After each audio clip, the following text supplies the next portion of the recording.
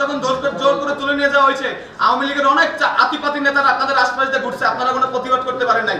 যেহেতু আপনি পুলিশ কমিশনারের সেদিনকে কোনো প্রতিবাদ করতে পারেন নাই সন্ত্রাসীদের বিরুদ্ধে, আমরা চাই না এই খুলনা কমিশনারের এই আপনার মতো পুলিশ কমিশনার আমরা খুলনায় চাই না। কেউ কথা বলা থেকে চুপ থাকতে পারবে না। আমরা আবার কথা বলবো, আমরা আবার অন্যায়ের বিরুদ্ধে প্রতিবাদ করবো। যদি কোনো রাজনৈতিক দল এরকম কোন এজেন্টের নামে আমরা লোকতান্ত্রিক ছাত্রজনতা আবার নামবো, আমরা লাশের মিছিল ছাড়বো না।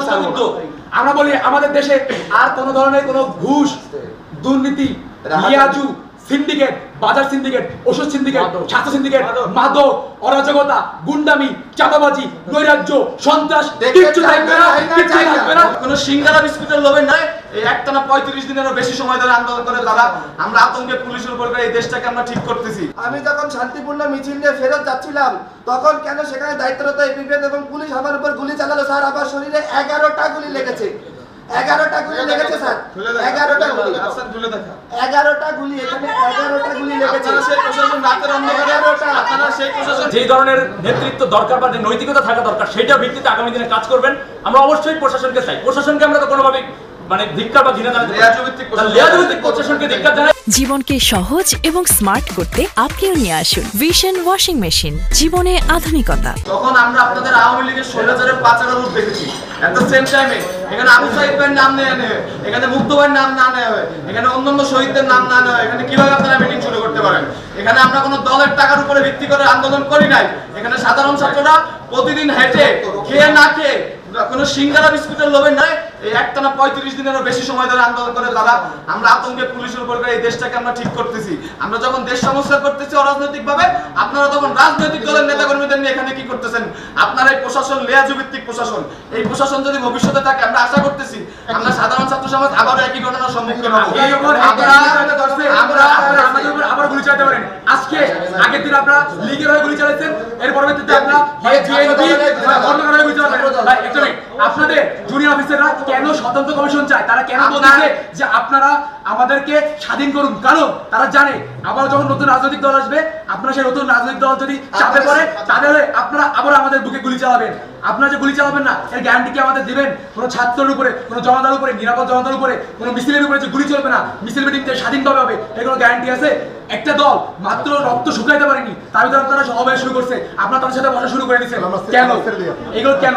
আপনারা জবাব দিয়ে আমি বলি আমাদের যখন জোর করে তুলে নিয়ে যাওয়া হয়েছে, আওয়ামী লীগের অনেক আতিপাতি নেতারা আপনাদের আশপাশ দিয়ে ঘুরছে, আপনারা কোনো প্রতিবাদ করতে পারেন নাই। যেহেতু আপনি পুলিশ কমিশনারের সেদিনকে কোনো প্রতিবাদ করতে পারেন নাই সন্ত্রাসীদের বিরুদ্ধে, আমরা চাই না এই খুলনা কমিশনারের এই আপনার মতো পুলিশ কমিশনার আমরা খুলনায় চাই না। শুধু আপনি না, ওই দিনকে উপস্থিত সকল প্রশাসনিক কর্মকর্তাকে বদল করতে হবে। ওই দিনকে উপস্থিত সকল প্রশাসনিক কর্মকর্তাকে হয় বদলি করতে হবে, না হয় তাদের বহিষ্কার করতে হবে। আমরা কোনো লেয়াজু ভিত্তিক প্রশাসন চাই না। আমরা চাই ছাত্র জনতা মিলে একটা সুন্দর প্রশাসন হবে। সেই ছাত্র জনতা যে সরকারকে আনবে সুষ্ঠু উপায়ে, সেই সরকার ক্ষমতা আসবে। এখন আমরা ডক্টর মোহাম্মদ ইউনূসের নেতৃত্বে বাংলাদেশ পরিচালনা করব।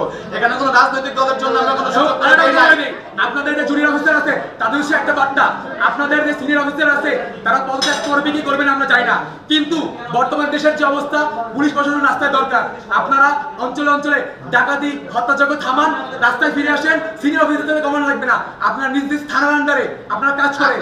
প্রয়োজনে এই যে আপনাদের 11 দফা দাবি আছে এইগুলো দেশ ঠান্ডা হওয়ার পরে, কেয়ারটেকার গভর্নমেন্ট নেওয়ার পরে আবার ঠিক করা যাবে। আমরা দাবি করতেছি এই ধরনের যারা লিয়াজু ভিত্তিক উপরের কমিশনার আছে বা ওসি আছে তাদেরকে আমরা সরাবো ইনশাল্লাহ। কিন্তু বর্তমানে দেশের যে অবস্থা, আপনার দেশের শৃঙ্খলা ঠান্ডা করার জন্য আমরা মাঠে নামে টেবিলে থাবা দিয়ে আমি সেদিন সাহস করে বলছিলাম আপনার প্রধানমন্ত্রীকে এই 9 দফা দাবি মানতে হবে, জাতির কাছে ক্ষমা চাইতে হবে। সেদিন এসএম কামাল হোসেন সাহেব যখন থাবা দিয়ে বললেন তখন কোথায় ছিল এই প্রশাসন? আমি কেএমপি হেডকোয়ার্টার নিজ দায়িত্বে কথা দিয়ে ঠেকালাম যে স্যার আমার ছাত্ররা কোনো ভাঙচুর করে না, এটা দুষ্কৃতকারী না, আপনার কেএমপি হেডকোয়ার্টারে কিচ্ছু হবে না। এই কথা দেওয়ার পর আমি যখন শান্তিপূর্ণ মিছিল নিয়ে ফেরত যাচ্ছিলাম তখন কেন সেখানে দায়িত্বরত এপিবিএন এবং পুলিশ আমার উপর গুলি চালালো স্যার। আমার শরীরে 11টা গুলি লেগেছে, 11টা গুলি লেগেছে স্যার, 11টা গুলি, 11টা গুলি, এখানে 11টা গুলি লেগেছে।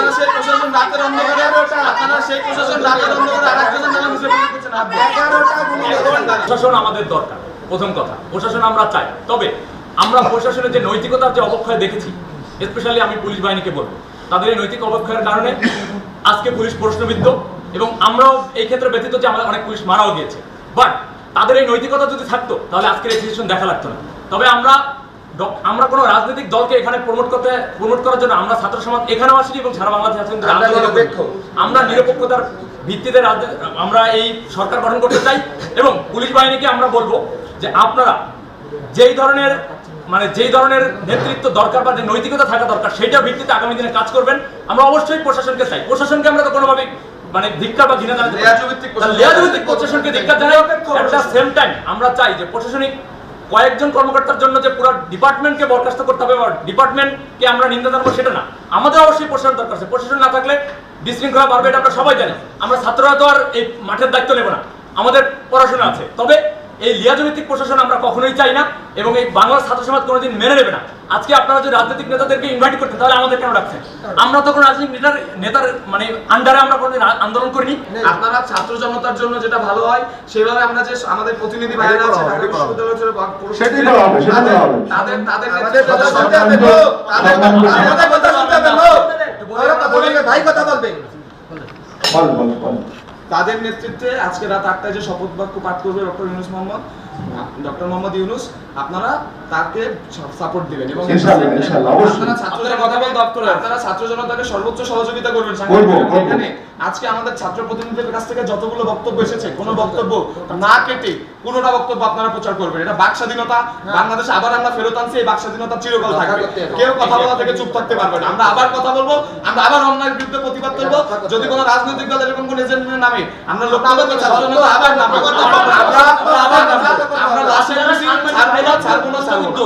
আমরা বলি আমাদের দেশে আর কোন ধরনের কোনো ঘুষ, দুর্নীতি, লিয়াজু, সিন্ডিকেট, বাজার সিন্ডিকেট, ওষুধ সিন্ডিকেট, ছাত্র সিন্ডিকেট, মাদক, অরাজকতা, গুন্ডামি, চাঁদাবাজি, নৈরাজ্য, সন্ত্রাস কিচ্ছু থাকবে না, কিচ্ছু থাকবে না। যারা আমাদের সাথে ছিলেন এই আন্দোলনের শুরু থেকে, এবং আমি মিডিয়া কর্মী অনেকের সাথে কথা হয়েছে, তারাও এতদিন বাকস্বাধীনতা প্রকাশ করতে পারেন নাই। তো আজকে থেকে এরা আন্দোলন যেদিন থেকে সরকার পতন হচ্ছে সেদিন থেকে আপনারা এই স্বাধীনতা প্রকাশ করছেন, আগামী দিনেও করবেন। আপনারাও আরো পরিস্থিতি হবেন জাতির কাছে, শিক্ষার্থী বিন্দুদের সমাজ তাদের কাছেও, আপনাদের কাছে আপনাদের নৈতিকতাও যেন থাকে।